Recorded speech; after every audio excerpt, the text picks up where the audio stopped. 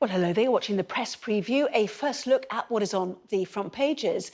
In the next half hour then, we'll see what's making the headlines with the assistant comment editor of the Daily Telegraph, Madeline, and the political editor of HuffPost UK, Kevin Schofield. And lovely to see both of you.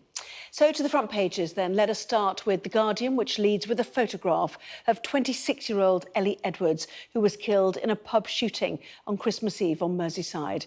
It comes amid an announcement from police this evening that a man and a woman have been arrested in connection with the murder. That is also on the front page of the Daily Mirror, where the headline reads, "She was just so happy." The Mail also leads with that story with the headline, "The Light of Our Lives." Meanwhile, the Eye discusses a survey which says that 2/3 of junior doctors in England have actively searched leaving their jobs. And the Telegraph leads with energy companies hoarding customers' billions. Well, a reminder, by scanning the QR code you'll see on screen during the programme, you can check out those front pages while you listen to our guests. So let's return to Madeline and Kevin. Welcome to both of you. Yes, anyone hoping for infrastructure and public sector cheer are not going to get it, Madeline, are they? Let's start with rail, shall we? This is The Guardian, which suggests that more than half of all services from 15 of the busiest stations have been delayed or discharged, as they say, revealing the dire state of our broken rail network. Absolutely, Ada. I mean, it's just wall-to-wall chaos, isn't it? It's not the kind of festive fare that you expect on a normal Boxing Day. But The Guardian reports these absolutely shocking statistics about the levels of service at these busy stations. They also report that the Midlands and the North have been especially badly hit, which I think anyone travelling regularly in the Midlands or the North could have told you. I mean, it really is just the most appalling deal for rail passengers at the moment. I mean, fares continue to rise, albeit less than inflation, something the government is boasting of. But it just seems like that these appalling levels of service that people receive has absolutely no bearing on the sums that they are forced to pay and to subsidise the rail network, whether or not it works. Yes, and, perish anybody who has to use Manchester-Oxford Road. The Guardian analysis of rail delay and cancellation data from the performance tracking site On Time Trains found that Manchester-Oxford Road was the worst performing station in terms of the severity of delays experienced by passengers. Of trains departing from the station, 48% were delayed and more than 1 in 10 were cancelled in the year to the 18th of December. And that, doesn't really take into account, Kevin, the rail strikes, of which we're expecting more when people head back to work next week. Yeah, it's almost as if people can't really tell the difference of when the train workers are on strike or not. The service is bad regardless of the industrial situation regarding employers and the rail workers. So yeah, as Madeline says, it's perhaps quite noticeable, I think, in terms of the Midlands and the North being worse than the South. If you remember, the government wants to level up the country.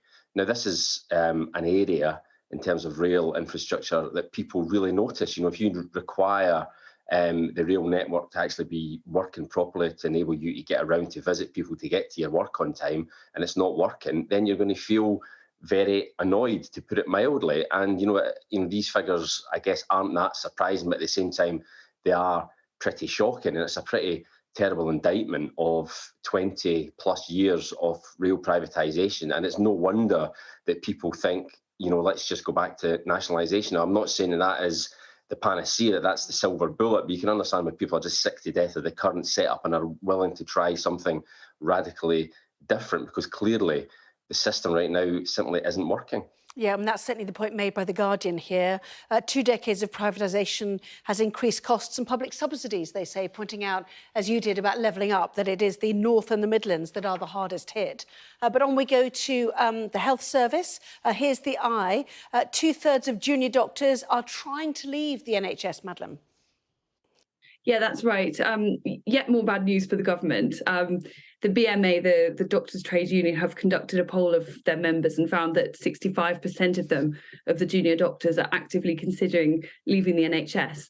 And don't forget that the BMA is, I believe, balloting junior doctors in January, meaning that we could have industrial action on our hands early next year, even after the various other strikes that we've had in the NHS.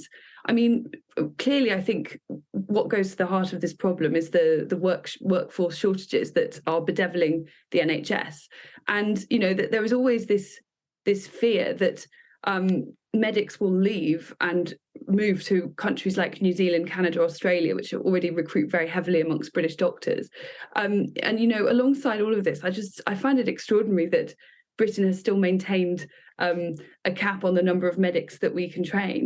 We've been, I think, doing things in a very short-termist way for so long, not training enough of our own medics and relying on overseas recruitment. And, I think now a lot of the short-termism of, successive governments really is coming to bite us. Yes, I thought that changed during COVID because of A-level grades, but was reverting back again, as you say. But we move on to the Daily Mail, which talks about the need for locum doctors. They say this is an exclusive, that middlemen, as they put it, are charging the NHS £500 million a year in fees for agency staff, Kevin. And this massive premium is on top of the wages for locum doctors and nurses. So effectively, I presume it means the agencies who are finding those staff and applying them in positions where they're needed are making a lot of money. Yeah, exactly. I mean, clearly, just following on from that last story, there is an issue with recruitment and retention in the NHS, which requires local health authorities to go to these agencies looking to recruit locum doctors. And so these agencies can clearly charge a premium because the NHS is frankly desperate to get their hands on people to fill their rotas. And it looks like a massive payday for these agencies. The Mail front page talks about one director who raked in £500,000 last year. That's a director of one of these middlemen agencies, which, as I say, recruit the members of staff. And this is money, obviously, which is leaving the NHS. It's not going to frontline care because, as I say, they're having to pay this premium. And it just shows that the answer to the NHS's problems isn't simply giving it more money. Clearly, radical reform is needed. And I think it's interesting. I think that the public now seem to be more receptive to this idea that the current way of running the NHS simply isn't working. Giving it more money isn't working. That the whole thing needs to be reformed from top to bottom. And it's maybe a time for more radical political ideas and for a conversation, a grown-up conversation to be had in this country as to what type of health service we want and what we're willing to pay for it and how we're willing to pay for it. And these types of stories, I think, will only add to that debate and make people pretty concerned. So that's the rail industry you want to change and the health sector you want to change. We'll move on to energy. Let's see if you want to change that too. And this is the suggestion, and it's a very strange system, this, isn't it, that you should sort of be in credit now because you're forward paying the rest of the winter. But the point your paper is making, Madeline, is that effectively that means energy companies are sitting on a lot of customers' money right now. Yeah, that's right, because, a lot of the calculations seem to be based on, we're told when we get our bill that it's often based on kind of average meter readings for the area that you're in, regardless of, your own personal use.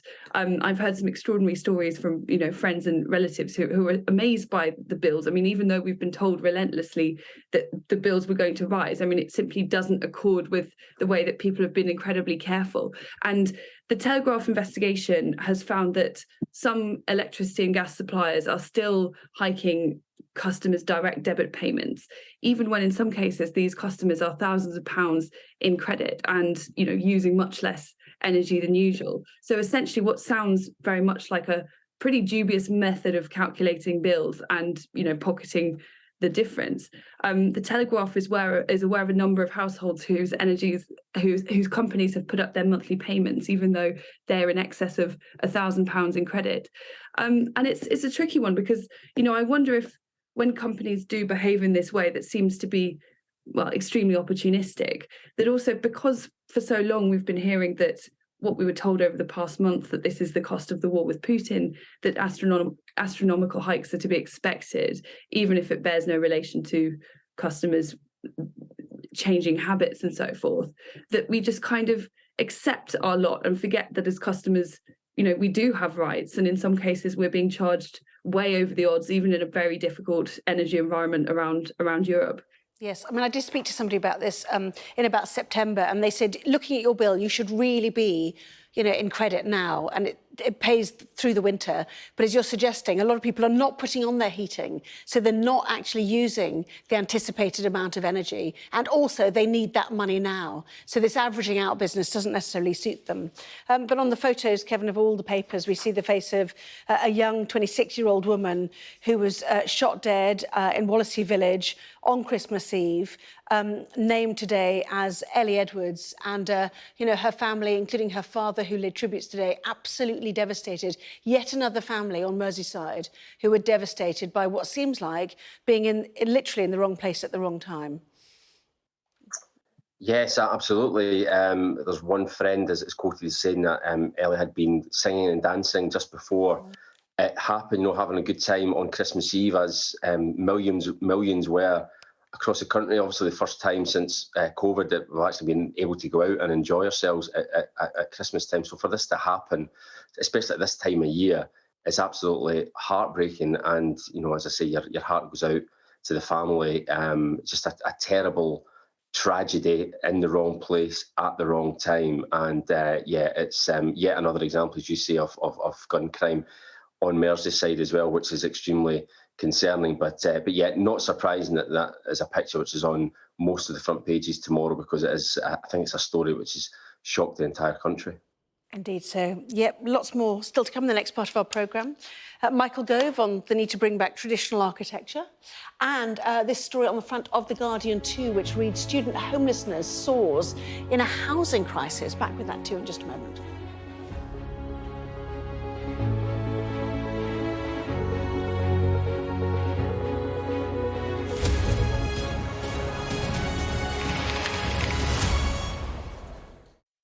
Well, welcome back. You are watching the press preview. With me once again, the assistant comment editor of the Daily Telegraph, Madeline, and the political editor of HuffPost UK, Kevin Schofield. Welcome back to both of you.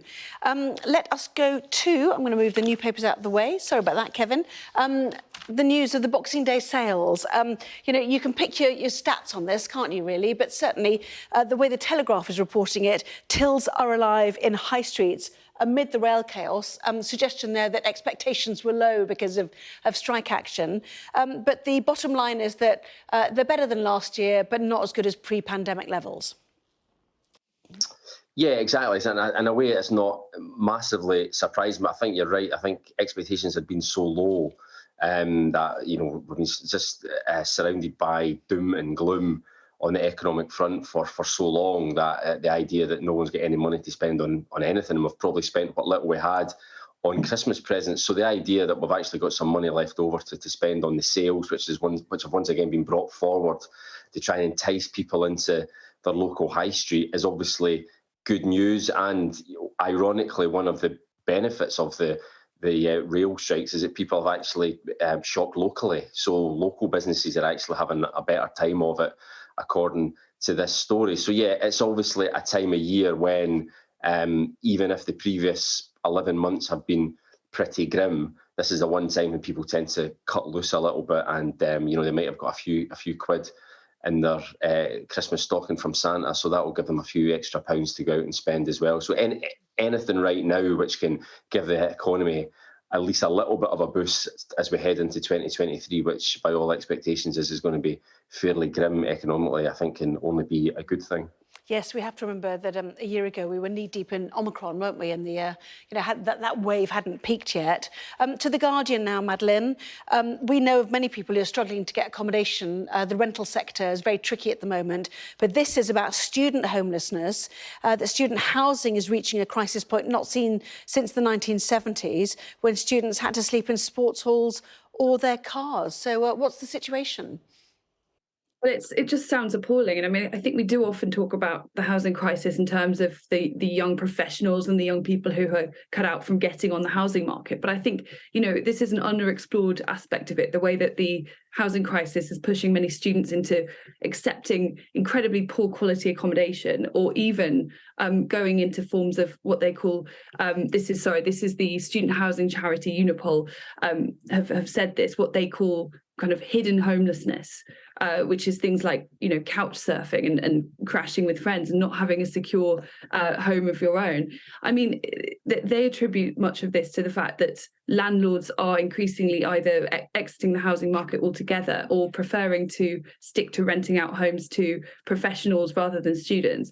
And they also say that it's now a feature of cities and towns across the UK. I mean, I remember when I was at university about 10 years ago, we paid through the nose for a very small house that had damp and it had mushrooms growing from the ceiling. But, I went to university in a city that was very well known for being appalling and one of the epicenters of the nationwide housing crisis. And it really seems like this has ballooned into being a completely universal problem and such a nightmare for students, many of whom don't have will find it difficult to supplement their income in the same way that a full-time worker would. Yes, sounds like my housing experience as a university student, rather more than 10 years ago, though, I have to say. Anyway, moving on to the Daily Telegraph, what to do about the need for housing targets and communities who feel like housing projects are being foisted upon them, Kevin. Michael Gove has a solution: make the architecture more traditional. Yeah, I mean, Michael Gove is a very interesting cabinet minister. He's someone who, takes the opportunity with both hands and likes to try and get things done and make his mark.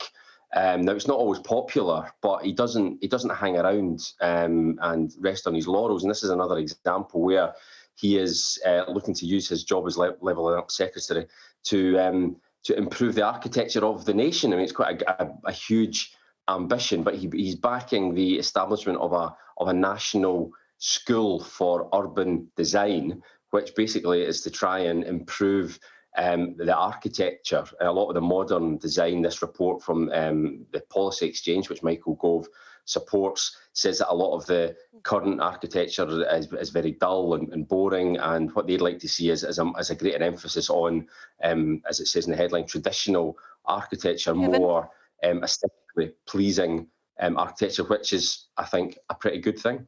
OK, Kevin, Madeline, lovely to see you both. Thank you both very much indeed.